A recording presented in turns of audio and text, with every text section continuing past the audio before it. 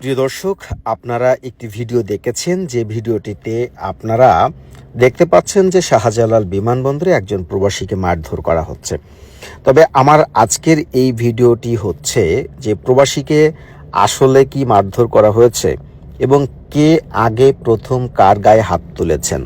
বিমান বাহিনীর সদস্যরা আগে গায়ে হাত তুলেছেন, নাকি যিনি প্রবাসী নরওয়ে থেকে এসেছেন তিনি আগে বিমান বাহিনীর সদস্যকে মেরেছেন, সেই বিষয়ে একটু আপনাদেরকে জানাতে চাই। তবে সিসিটিভির ফুটেজে আপনাদেরকে একটু দেখাতে চাই যে নরওয়ে থেকে আসা যাত্রী মোহাম্মদ গিয়াসউদ্দিন, তিনি কিন্তু ইতিমধ্যে হজরত শাহজালাল আন্তর্জাতিক বিমানবন্দরের যে ২ নম্বর টার্মিনাল রয়েছে সেটি দিয়ে কিন্তু তিনি বেরিয়ে পড়েছেন এবং বের হয়ে আসার পরে তিনি আবার ভেতরে প্রবেশ করতে চান এবং ভেতরে তিনি যখন প্রবেশ করতে চান তখন কিন্তু তিনি যে একজন প্রবাসী যাত্রী কিংবা তার কাছে যে পাসপোর্ট রয়েছে বা বোর্ডিং পাস কোনো কিছুই কিন্তু তিনি বিমান বাহিনীর সদস্যকে দেখাননি এবং বলেননি।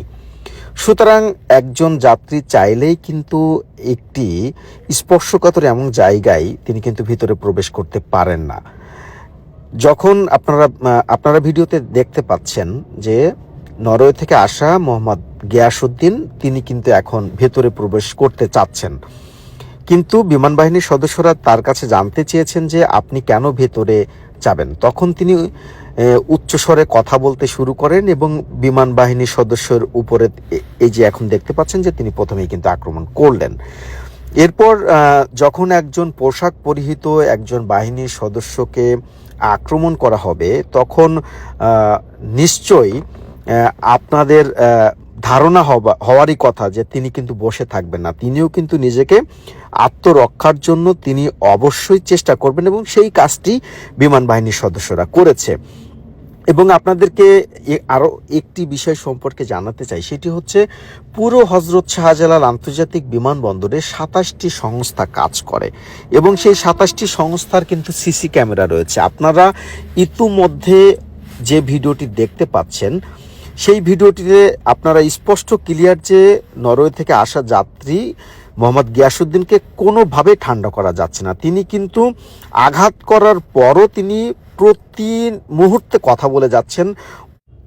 তিনি যেমন একই সঙ্গে বিমান বাহিনীর উপর চড়াও হচ্ছিলেন, একই সঙ্গে বিমান বাহিনীকে নিয়ে বাজে মন্তব্য করতেও তিনি দ্বিধাবোধ করেননি।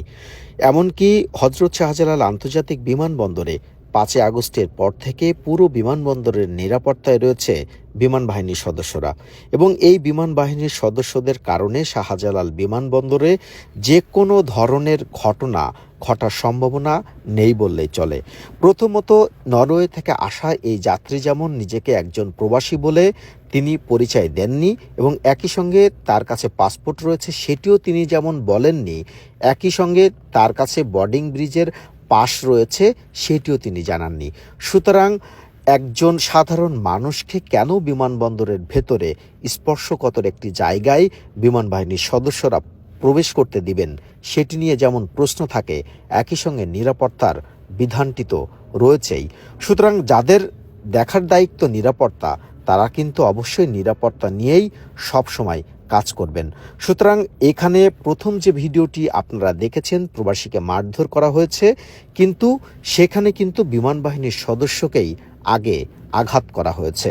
সুতরাং প্রথমে যদি ইউনিফর্ম পরিহিত যে কোনো আইন শৃঙ্খলা বাহিনীর সদস্যকে আঘাত করা হয় তিনি বসে থাকবেন না, তিনিও নিজের আত্মরক্ষার জন্য চেষ্টা করবেন। এখানে সেটিই করা হয়েছে।